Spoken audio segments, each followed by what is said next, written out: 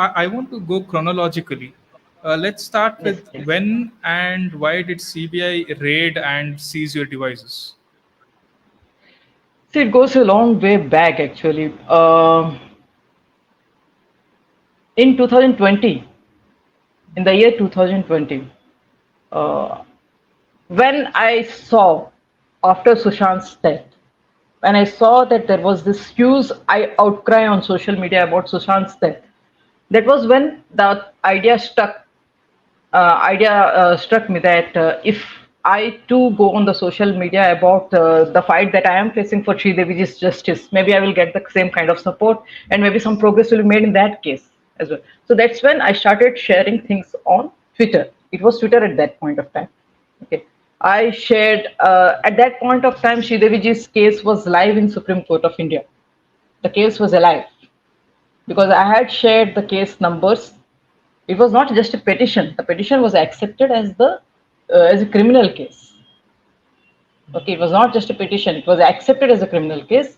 Okay, and I have shared many documents, documents relating to Supreme Court of India and the case on Twitter, tagging the official handles of Supreme Court of India, of the Prime Minister's office, of the Prime Minister himself, of the then Law Minister Ravi Shankar Prasad ji, okay, of the official handle of the Indian Army, and everyone. I had tagged and I had shared all these documents since 2020 when the case was alive in Supreme Court of India. So, and I was also the first show that I was called upon was by someone who has jumped recently into Sushant's movement was Varun. Sorry, not recently, was Varun. Okay, Oh, I forgot his full name. Yeah, Varun. He Kapoor, was I the think. first person who Varun Kapoor. Yeah. So he was the first person to call me, and he said he wanted to do a live with me because I was sharing some important documents and this and that. So I went on that show in the presence of ex-raw officer Sood, N.K. Sood. Okay, that interview is also still there on YouTube. If that person has not removed it from his channel, it's still there on YouTube. Okay, so in on the show, I told everything: what happened in the Supreme Court, who objected, okay, who is obstructing the case. We took the name of the then Law Minister Ravi Shankar Prasad ji, and I took the name of Prime Minister having supporting his obstruction of the case or giving excuse for his obstruction of the case. Okay, so these all I have been saying and sharing proofs of the same since 2020, August 2020, on social media. All right. So when whatever I was exposing about Sridevi's death, when it started to gain uh, attention from the people, from the public, that's when a group of trolls let loose by Suresh Nakwa and advocate Chandni Shah.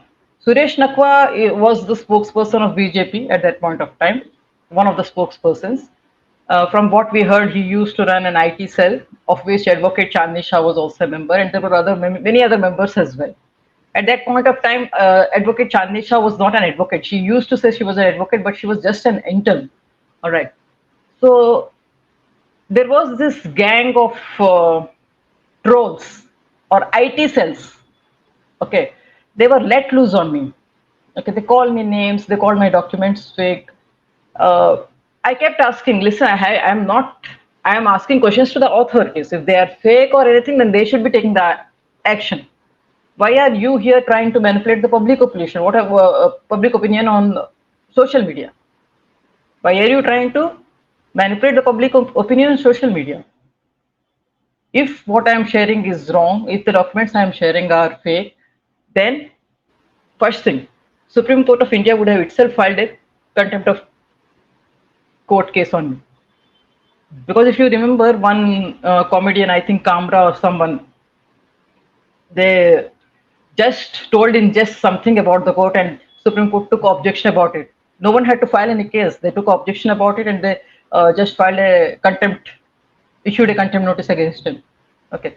But I have been saying all these things that Supreme Court itself, manipulation happened at the Supreme Court level, this, that. I have said all the videos are on record, all the videos are on social media or on YouTube, all the documents that I have shared, which now they are coming and saying that they might be fake. Okay. Uh, I have been sharing them since 2020 and not with anyone. Neither I have shared with, I was not sharing them anonymously. Neither was I collecting money from it, nor was I going my YouTube channel from it. Okay. So after 3 years or 4 years, when you took my interview, you took my interview in 2023, right? Yes. Towards the end of 2023. And one of the videos became very viral. Hmm. The one about Sridevi's, the one where I spoke about Sridevi's death, especially. Hmm. That portion, you had divided that long session into many parts. And the part about Sridevi's death, okay, it became viral. It gained too many views. So after that, I don't know what happened. Maybe the pressure on the authorities increased and the election times were also coming and all. So suddenly on 2nd December 2023, the CBI lands up on my place. Two officers come, accompanied with a lady constable from local police station and two bankers as witnesses. Two bankers from Odisha as witnesses.